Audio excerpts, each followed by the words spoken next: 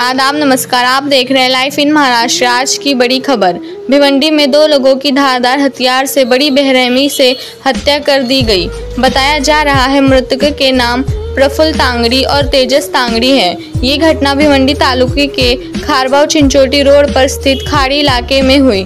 Milli जानकारी के अनुसार प्रफुल्ल तांगड़ी अपने 2 साथियों के साथ JDT इंटरप्राइजेस के कार्यालय में बैठे थे। प्राथमिक जानकारी के मुताबिक हमलावरों की संख्या 4 से 5 बताई जा रही है।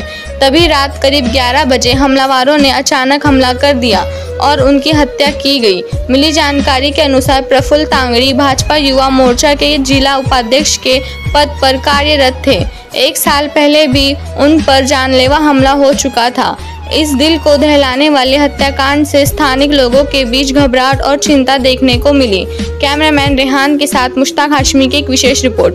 आपके आसपास के क्षेत्र के सभी समाचारों को देखने के लिए हमारे चैनल लाइव इन महाराष्ट्र को लाइक और सब्सक्राइब करें। धन्यवाद। खरोखर अतिशय दुर्दैवी गोष्ट आहे।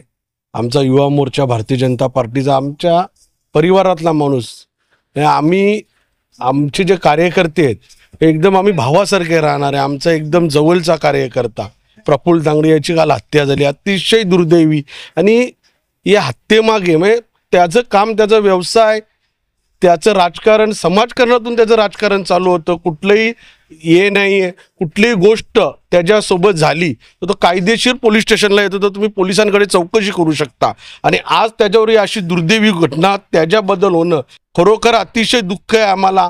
आणि याच्या मागे जे आहेत, आता आम्ही पोलिसांशी चर्चा केली, आमचा न्यायदेवतेवर विश्वास आहे।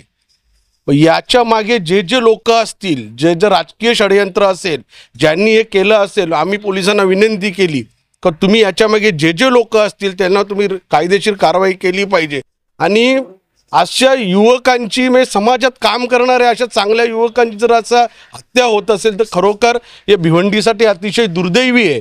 कुठल्याही आपण समाजात किंवा राजकारणात काम करत असताना ही वेळ कोणावरही येऊ नये। आज त्याच्या कुटुंबात, त्याच्या घरात जी परिस्थिती आहे तीच परिस्थिती आमच्यावर ओढवली आहे। भले आम्ही भारतीय जनता पार्टीचे कार्यकर्ते असो, त्याचे सहकारी असो, पण आमच्या भावासारखा आज आम्ही सहकारी गमावला आहे, याचा अतिशय दुःख आहे। आम्ही पोलिसांना विनंती केली आहे, या राज्याचे सन्माननीय मुख्यमंत्री आदरणीय देवेंद्रजी यांनाही आम्ही विनंती केली आहे की याच्या मागे जे असतील त्यांच्यावर कायदेशीर कारवाई झाली पाहिजे। तुम्ही यांनी आरोप केला आहे की या ठिकाणी पोलीस यंत्रणेचा जो तपास आहे तो मागे जेव्हा हल्ला झाला होता त्यावेळी जर व्यवस्थित केला असता तरीही हा प्रकार घडला नसता। एकदम सत्य गोष्ट आहे ही।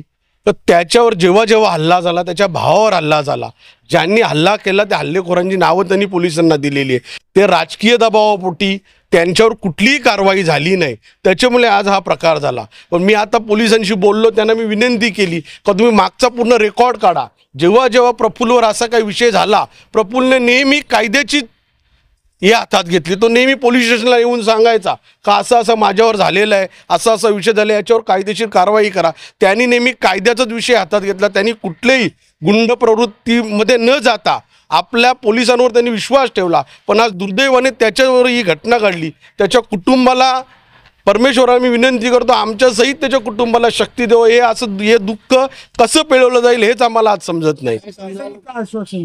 पोलिसांनी सांगितलं याच्या मागे जो दोषी असेल, जो कोणी असेल, त्याच्यावर रीतसर कारवाई केली जाईल, हे पोलिसांनी आम्हाला शाश्वत केलं। बड्या नेत्यांचा याच्यामध्ये हात आहे। आम्हाला त्या बड्या नेत्यांचा कोणाचाही विषय घेऊन इथे मला कोणाला मोठा करायचा नाही। माणूस आमचा गेलाय, त्यांना सवय आहे दुसऱ्यांची माणसं घालवायची।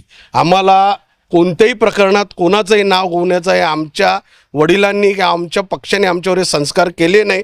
पोलिसांवर, न्यायदेवतेवर आमचा विश्वास आहे, रीतसर कारवाई करतील जे कोणी याच्यात असतील। त्यांना सांगितलं आपण रीतसर आपली जी कारवाई पोलीस करतायत, आपण आपला मृतदेह ताब्यात, जी काय आपल्या संस्कृतीमध्ये ज्या पद्धतीने आपल्याला जे काही करायचे ते आपण घेऊन आपला माणूस आपल्या घरी नेला पाहिजे। पोलिसांची कारवाई करेल, पोलिसांवर आमचा विश्वास आहे।